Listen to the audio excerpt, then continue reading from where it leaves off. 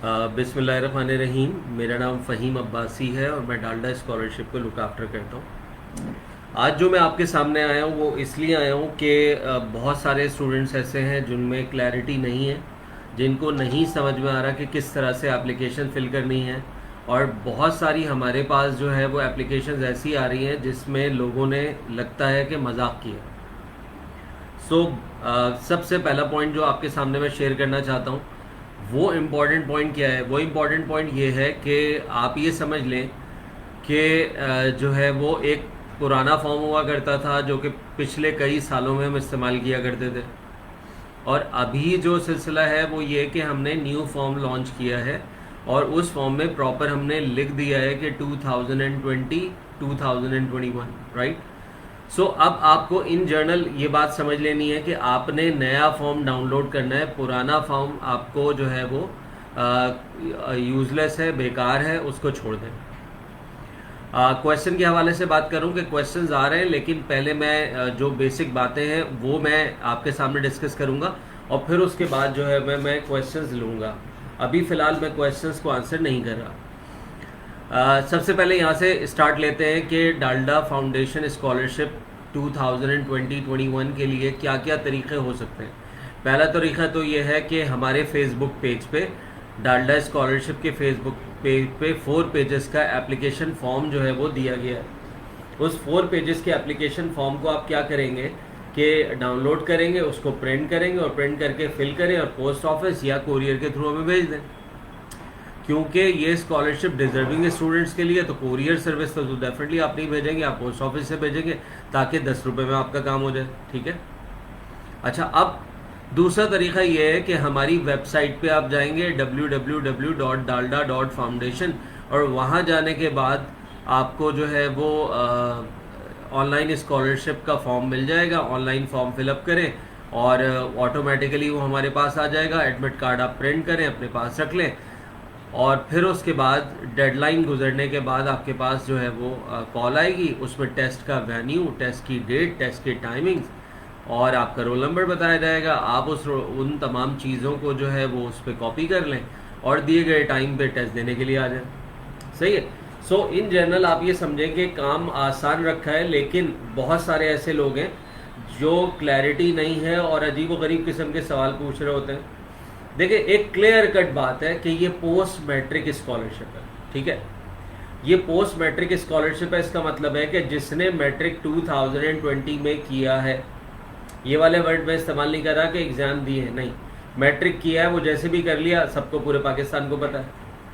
Matric अगर 2020 में किया है और उसके अलावा आप ये समझ लें कि मैट्रिक 2020 का हो गया और इस वक्त फर्स्ट ईयर में पढ़ रहे हैं, या तो प्री मेडिकल के स्टूडेंट होंगे या प्री इंजीनियरिंग के स्टूडेंट होंगे या कॉमर्स का सब्जेक्ट आपने लिया होगा या आपने आर्ट्स का सब्जेक्ट लिया होगा या आप डिप्लोमा कर रहे होंगे। अगर आप डीएई कर रहे हैं तो डीएई के भी फर्स्ट ईयर में होने चाहिए, या आपने जर्नल साइंस का ग्रुप लिया होगा। तो इन जनरल अगर आपने इनमें से कुछ लिया है तो आप बिल्कुल एलिजिबल है, अप्लाई कर सकते हैं।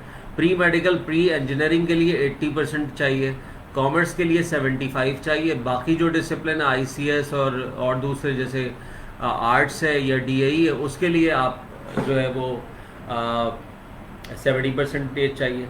अब देखिए, मैं कुछ फॉर्म आपके सामने उठा के लाऊंगा और आपके बताऊंगा कि क्या क्या मसाइल हैं। देखें, मैंने एक प्रिंट करके फॉर्म रखा है, ये यहाँ लिखा है बराए दफ्तरी इस्तेमाल। दफ्तरी इस्तेमाल का मतलब उर्दू में, दफ्तरी इस्तेमाल का मतलब फॉर ऑफिस यूज़ ओनली, और ये हम इसमें रोल नंबर या कोई कमेंट शमेंट लिखते हैं, आप इसको फिल कर देते हैं। इसके अलावा लाइक बहुत सारी डिटेल्स नहीं दे रहे, ईमेल एड्रेस नहीं दे रहे क्योंकि हम लोग थ्रू ईमेल कांटेक्ट करते हैं। ईमेल एड्रेस ज़रूर दें। अगर आपका ईमेल एड्रेस नहीं है तो बना लें, और नहीं बना सकते तो किसी भी ऐसे रिलायबल आदमी का लें, ईमेल एड्रेस लें जो रोज़ाना ईमेल चेक करता हो, जो कि आपको इन्फॉर्मेशन दे सकता हो। इसके अलावा लोगों ने बिल्कुल लीस्ट बॉदर होते हैं किस चीज़ में बताऊँ? यहाँ लिखा है नेम ऑफ कॉलेज, बिल्कुल वो बता देते हैं, और पोस्टल एड्रेस ऑफ कॉलेज वो भी बस ऐसी थोड़ा सा लिख देते हैं। टेलीफोन नंबर ऑफ कॉलेज बिल्कुल सही नहीं बताते। अगर कॉलेज का टेलीफोन नंबर बताते हैं तो उसके साथ जो कोड्स होते हैं सिटी के वो नहीं लिखते। प्रिंसिपल का नाम ये अमूमन लोगों को नहीं पता होता और वो इंटर करके चले जाते हैं, तो प्रिंसिपल का नाम आप ऑफिस के अपने कॉलेज के किसी बंदे से पूछ सकते हैं कि भाई प्रिंसिपल का नाम क्या है। प्रिंसिपल का सेल नंबर डालना ज़रूरी है। प्रिंसिपल का सेल नंबर डालना इसलिए ज़रूरी है कि बहुत सारे केसेस ऐसे होते हैं, जब मैं एग्जांपल देता हूँ, जैसे DPS साहिवाल है, तकरीबन वहाँ से कोई अराउंड कोई 1500 से 2000 स्टूडेंट्स स्कॉलरशिप के लिए अप्लाई करते हैं। तो प्रिंसिपल से हम कम्युनिकेट कर लेते हैं कि आपके स्टूडेंट्स का टेस्ट कब लेंगे, क्या लेंगे। तो ये बहुत ज़्यादा ज़रूरी है। हम ये थोड़ी कि रोज़ प्रिंसिपल को मैसेज भेज रहे होंगे, कभी हमें सालों में ज़रूरत पड़ी तो डेफिनेटली हम उनसे बात करेंगे। इसके अलावा कॉलेज का ईमेल एड्रेस बिल्कुल आपको देना चाहिए। कॉलेज का ईमेल एड्रेस आप ज़रूर देंगे, वरना हम कॉलेज से कैसे कम्युनिकेट करेंगे कि भाई आपके कितने स्टूडेंट्स ने अप्लाई किया, क्या किया, ये सारा सिलसिला है। सो ये ज़रूर दें। इसके अलावा लोग स्पेशली गर्ल्स और खैबर पख्तूनख्वा में जो लड़कियां हैं जो फर्स्ट ईयर में पढ़ रही हैं, वो अमूमन पिक्चर्स नहीं लगाती हैं। सो नहीं लगाने का मतलब ये है कि देखें, अगर एग्ज़ाम में अगर जो टेस्ट देने आएगा, हमें कैसे पता चलेगा कि वो दे रहे हैं या उनकी जगह कोई और दे रहा है। तो बराए मेहरबानी पिक्चर ज़रूर लग जाएँ। पिक्चर नहीं लगाएंगे तो फॉर्म जो है वो आपका रिजेक्ट कर देते हैं हम लोग, ठीक है।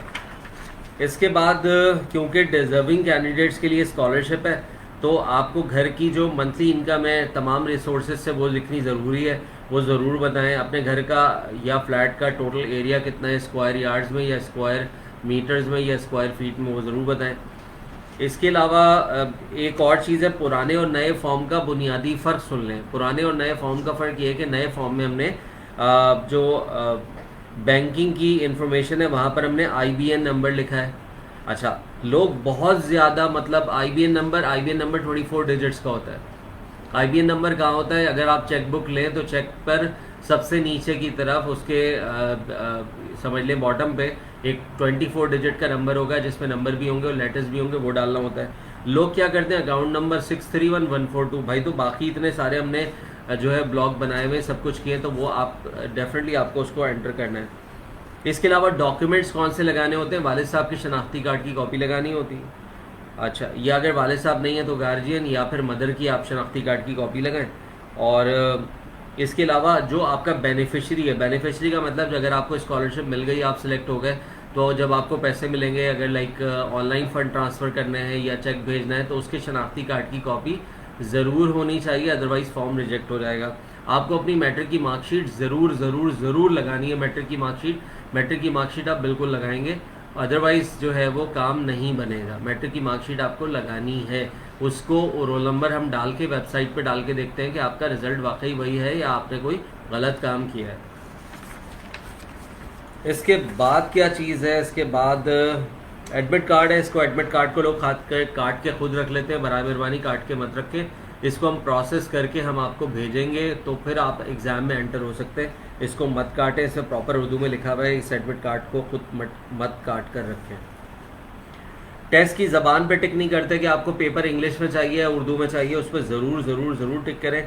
और इसके अलावा पेज नंबर 3 पे हमारा एड्रेस लिखा हुआ है, Dalda foundation trust, care of Fahim Abbasi, C89D, first floor, 12th commercial street, phase 2 extension, DHA Karachi, Pakistan. So इस एड्रेस पे आप अपने फॉर्म भेज सकते हैं, through post office, through courier, बिल्कुल भेजें। और इसके अलावा जो 4th पेज है वो बहुत ज़्यादा इंपॉर्टेंट है। उस पर लिखा है कि आप किस शहर में टेस्ट देना चाहते हैं। तो आप जिस शहर में टेस्ट देना चाहते हैं वहाँ टिक करें। लेकिन लोगों की ख्वाहिशात बड़ी बड़ी होती हैं, लोग 5-6 जगह लगा देते हैं, तो हमें नहीं पता चलता कि वो कहाँ टेस्ट देना चाहते हैं, और हम उनको कॉल नहीं करते, बल्कि उनका शहर जो भी होता है उसके आसपास जो टेस्ट सेंटर होता है वो खुद ही डिसाइड कर लेते हैं। इसके बाद एक सबसे बड़ी जो क्वेरी आ रही है वो आ रही है candidate verification form for internal use only. भाईजान, जब हमने प्रॉपर बता दिया कि इंटरनल यूज़ यानी हमारे यूज़ के लिए, आपके लिए नहीं है, अब उसको ज़बरदस्ती फिल कर रहे हैं, और हमारे पास तकरीबन मेरे पास 6,500-7 हज़ार SMS सिर्फ इस बात पे आ सके हैं कि who is TSO stands for. तो भाई टेरिटरी सेल्स ऑफिसर है वो, उसका आपका लेना देना नहीं है, ये इंटरनल यूज़ का पार्ट है, इसको हम खुद फिल करेंगे। ये वेरिफिकेशन हम करते हैं कि आया डिज़र्विंग कैंडिडेट है या नहीं है। इसके बाद पिछले कई सालों के अंदर ये सिलसिला था कि कैलकुलेटर अलाउड होता था, और कैलकुलेटर हम इतने सिंपल पेपर्स बनाते हैं कि उस सिंप्लिसिटी का अंदाज़ा बिल्कुल आपको एग्ज़ाम वाले दिन हो जाएगा, आप समझ गए होंगे। पहले कैलकुलेटर होने से क्या होता है, एक स्टूडेंट लाता है 5 नहीं लाते, और फिर अचानक उनको तकलीफ हो जाती है कि वो कैलकुलेटर जो है वो चाहिए। अब वो बराबर को करते हैं, एग्जामिनेशन हॉल के अंदर बहुत बदमज़मी पैदा हो जाती है, फिर हमें निकालना पड़ता है, बहुत मसाइल होते हैं। इस वजह से हमने इस साल से कैलकुलेटर के इस्तेमाल की मुकम्मल ममानियत होगी, ये हमने क्लॉज डाल दिया है। प्री इंजीनियरिंग के पेपर में ये मल्टीपल चॉइस क्वेश्चन का पेपर होता है। प्री इंजीनियरिंग के पेपर में केमिस्ट्री, फिजिक्स, मैथमेटिक्स और इंग्लिश के क्वेश्चंस होंगे। प्री मेडिकल में केमिस्ट्री, फिजिक्स, मैथ्स की जगह बायोलॉजी और इंग्लिश। और आईसीएस में कंप्यूटर साइंस, मैथमेटिक्स, इंग्लिश और जनरल नॉलेज। और आर्ट्स, कॉमर्स, डीएई वगैरह में mathematics, general knowledge, current affairs और इंग्लिश होगी। सही है, ये पेपर्स लेते हैं 15 एमसीक्यूज होते हैं। दोबारा समझाता हूँ कि प्री मेडिकल ग्रुप में फर्स्ट ईयर में तो 15 एमसीक्यूज बायो के, 15 केमिस्ट्री के, 15 फिजिक्स के और 15 जो है वो इंग्लिश के एमसीक्यूज आएंगे। ज़्यादातर लोगों के इंग्लिश वाला पार्ट गलत होता है। इंग्लिश के अंदर वोकैबुलरी आती है, ग्रामर आती है, कॉम्प्रिहेंशन आती है, इस टाइप की चीज़ें आती है, तो उसको देख के ज़रूर आइएगा। अच्छा, अब 16 क्वेश्चंस होते हैं, 60 मिनट्स का टेस्ट होता है। काफ़ी लोग होते हैं तो हम ये टेस्ट शिफ्टों में लेते हैं, और हम बहुत सारे शहरों में जाते हैं, जिसकी डिटेल पेज नंबर 4 पे आपको नज़र आ रही होगी। ठीक है, अब मैं काम ये करता हूँ, कुछ एप्लीकेशन फॉर्म आपको उठा के दिखाता हूँ, और क्लैरिटी के साथ कि आपको पता चल रहा है कि क्या क्या गलतियाँ हो रही हैं जिसकी वजह से धड़ाधड़ फॉर्म रिजेक्ट हो रहे हैं। मैं लेके आता हूँ।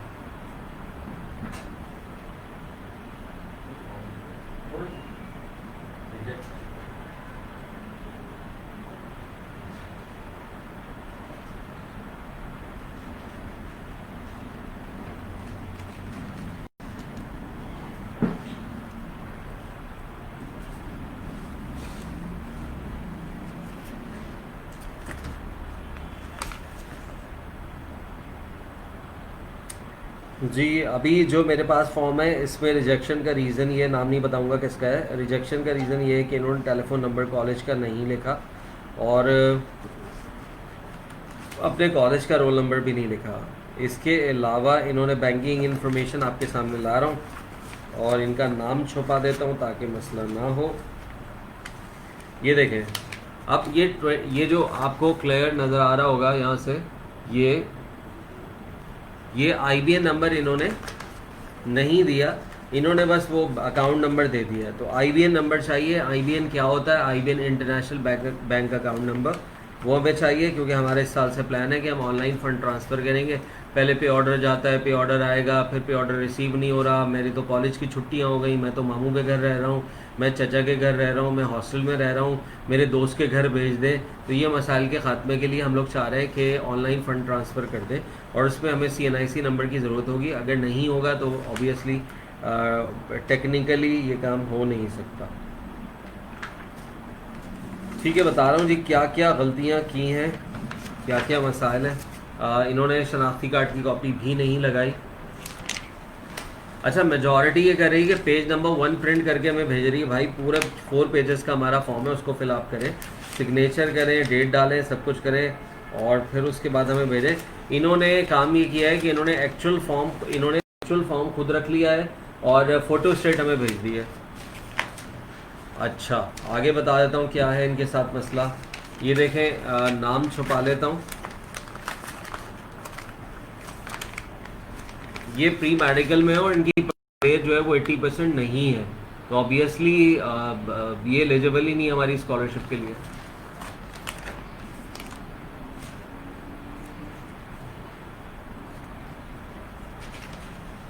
जी, अब जो फॉर्म है इसमें बैंकिंग डिटेल देखें। अब आप ये देखें, हालात चेक करें।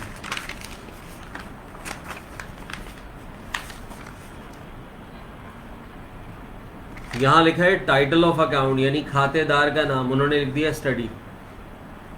अब या लोग लिखते हैं करंट अकाउंट, या लोग लिखते हैं PLS अकाउंट। तो काइंडली आप देखें, खातेदार का नाम यानी टाइटल ऑफ अकाउंट, यानी अकाउंट किसका है उसका नाम लिखें। आप पता नहीं क्या क्या लिख रहे होते हैं। ये देखें इन्होंने काम क्या किया, ये देखें कॉलेज वाली इंफॉर्मेशन। ये देखें, मैं इनका नाम छुपा लेता हूँ। कॉलेज की पूरी इंफॉर्मेशन इन्होंने छोड़ दी है, मतलब पता नहीं क्या सिलसिला है।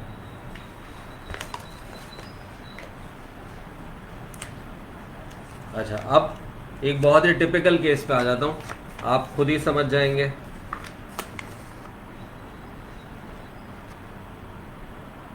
कॉलेज का नाम क्या लिखा है देखें, Punjab group of colleges, private college है। प्राइवेट कॉलेज हम लोग नहीं लेते, प्राइवेट कॉलेज को नहीं लेते, लेकिन हम उन बच्चों को लेते हैं जो प्राइवेट कॉलेज में पढ़ रहे हों और बगैर किसी फीस के पढ़ रहे हों। उसके तरीक़ाकार सुन लें क्या। बिस्मिल्लाहिर्रहमानिर्रहीम, वेलकम अगेन। वो टेक्निकल थोड़ी सी डिफ़िकल्टीज थी जिसकी वजह से जो है वो मैं जो है प्रॉपर आपसे जो है मैसेज कन्वे नहीं कर सका। बिस्मिल्लाहिर्रहमानिर्रहीम, वेलकम अगेन। टेक्निकल डिफ़िकल्टी की वजह से कुछ प्रॉब्लम हुई थी इंटरनेट के इशू की वजह से, तो मैं जो है वो ऑफलाइन हो गया था। मैं दोबारा आपके सामने आ गया हूँ और मैं डिस्कस कर रहा था प्राइवेट कॉलेजेस के हवाले से। सो प्राइवेट कॉलेजेस के हवाले से ही बात बताता चलूँ कि प्राइवेट कॉलेज के जो स्टूडेंट्स हैं वो बिल्कुल अप्लाई नहीं कर सकते। और रीज़न ये है कि वो प्राइवेट कॉलेज की इतनी महंगी फ़ीस अफोर्ड कर सकते हैं, तो यकीनन वो जो है वो स्कॉलरशिप पे के हकदार नहीं है। सीधी बात है, वो स्कॉलरशिप के हकदार नहीं है। प्राइवेट अगर वो अफोर्ड कर सकते हैं, लेकिन मसला ये है कि बाज़ ऐसे स्टूडेंट्स हैं जिनको प्राइवेट कॉलेज अट्रैक्ट करते हैं कि भाई हम फुल फ्री शिप पे आपको लेंगे, बग़ैर किसी पैसों के, बग़ैर किसी चीज़ के हम जो है वो आपको अपना स्टूडेंट बनाएंगे, क्योंकि आप हाई अचीवर हैं और आपकी यकीनन बहुत अच्छी परसेंटेज आएगी, सब कुछ होगा तो हमारा नाम होगा। तो अगर आप किसी कॉलेज में पढ़ रहे हैं और किसी कॉलेज के अंदर जो है वो फ्री ऑफ कॉस्ट पढ़ रहे हैं, तो आपके अप्लाई करने का तरीका बता देता हूँ। आप अपने कॉलेज के प्रिंसिपल को एक एप्लीकेशन लिखें और कहें कि मुझे एक नो ऑब्जेक्शन सर्टिफिकेट दे दें कि, और इसमें लिखा हो कि फ़र्ज़ करें बंदे का नाम है मोयुद्दीन, तो mister Moyuddin is studying currently studying in class first year, और वो जो है वो विदाउट फ़ीस पढ़ रहे हैं यहाँ पर, और हमें किसी किस्म का कोई ऑब्जेक्शन नहीं है कि वो डालडा स्कॉलरशिप में अप्लाई करें। अगर इस तरह का नो ऑब्जेक्शन सर्टिफिकेट लगा होगा प्राइवेट कॉलेज के कैंडिडेट के साथ, बिल्कुल हम आपकी एप्लीकेशन एक्सेप्ट करेंगे। लेकिन ये बहुत कम लोग होते हैं, इतने ज़्यादा तादाद में लोग नहीं होते। ये स्कॉलरशिप बेसिकली जो है वो डिज़र्विंग स्टूडेंट्स के लिए है। और दोबारा बताता चलूँ कि ये स्कॉलरशिप, क्योंकि मैसेजेस आ रहे हैं वहाँ मैं देख रहा हूँ कि वो पूछ रहे हैं मैं अंडर ग्रेड का स्टूडेंट हूँ, मैं पोस्ट ग्रेड का स्टूडेंट हूँ, मैं PhD का स्टूडेंट हूँ, मैं पोस्ट डॉक का स्टूडेंट हूँ, क्या मैं डालडा स्कॉलरशिप के लिए अप्लाई कर सकता हूँ? नहीं कर सकते भाई। ये पोस्ट मैट्रिक स्कॉलरशिप है। जिन्होंने मैट्रिक 2020 में किया है और इसके अलावा वो फर्स्ट ईयर में पढ़ रहे हैं या पढ़ना शुरू करेंगे या दाखिला लेंगे, उनके लिए ये स्कॉलरशिप है। सही है। जो प्राइवेट कॉलेज के कैंडिडेट्स अगर अप्लाई करना चाहते हैं तो वो, और अगर वो जब अप्लाई कर सकते हैं जब वो 100% फ्री पढ़ रहे हो अपने उस कॉलेज में, और कॉलेज के प्रिंसिपल का नो ऑब्जेक्शन सर्टिफिकेट जिस पे लिखा हो कि फ़ला फ़ला स्टूडेंट इस कॉलेज में पढ़ते हैं, इनसे कोई फ़ीस नहीं ली जाती और हमें कोई एतराज़ नहीं कि ये डालडा स्कॉलरशिप के लिए अप्लाई करें, तो बिल्कुल अप्लाई कर सकते हैं। लेकिन प्रिंसिपल की तरफ से NOC यानी नो ऑब्जेक्शन सर्टिफिकेट लगा होना चाहिए। सो मैं डिस्कस कर रहा था कि हमारे पास जो majority of the application forms आ रहे हैं वो बिल्कुल अजीब व गरीब तरीके से आ रहे हैं। सो काइंडली डॉक्यूमेंट्स, उसके साथ वालिद साहब की शनाख्ती कार्ड, गार्जियन की शनाख्ती कार्ड या वालदा मोहतरमा की शनाख्ती कार्ड की कॉपी। इसके अलावा आप लगा रहे हैं एप्लीकेशन फॉर्म के साथ जो बेनिफिशरी है, जिसके नाम पे जो है फ़ंड ट्रांसफ़र होंगे, स्कॉलरशिप का अमाउंट जाएगा, जिसका अकाउंट की डिटेल आपने लिखी है, जिसका IBA नंबर आपने लिखा है, वो उसके शनाख्ती कार्ड की कॉपी ज़रूर लगेगी। इसके अलावा मैट्रिक की मार्कशीट लगाएंगे, उसको हम वेरीफाई करेंगे, देखेंगे कि आया जेन्युइन है, वाकई आपके वो जो रिजल्ट्स आप शो कर रहे हैं वो हैं या नहीं है। सो मैं इस वक्त डिस्कस कर रहा हूँ कि हम फॉर्म कैसे कैसे रिजेक्ट कर रहे हैं। जैसे अभी एक प्राइवेट कॉलेज के स्टूडेंट का है, ये इब्रार पॉलिटेक्निक इंस्टीट्यूट कोई कहीं होगा, कहाँ है ये, कोआर्ट में। सो ये हमने फॉर्म रिजेक्ट किया है क्योंकि बेसिकली ये प्राइवेट कॉलेज है। इसके अलावा हमारे पास एक और एप्लीकेशन फॉर्म है। इन्होंने एप्लीकेशन में लिखा है कि मेरे 879 मार्क्स हैं, कि मुझे ले लें, हम नहीं लेते हमारे पास, क्योंकि अल्हम्दुलिल्लाह एप्लीकेशन बहुत आती हैं। सो हमें 880 मार्क्स वाला ही बंदा चाहिए, हमें एक नंबर कम वाले भी हम रिजेक्ट कर देते हैं जी। अगली रिजेक्शन क्या है मैं बता दूं।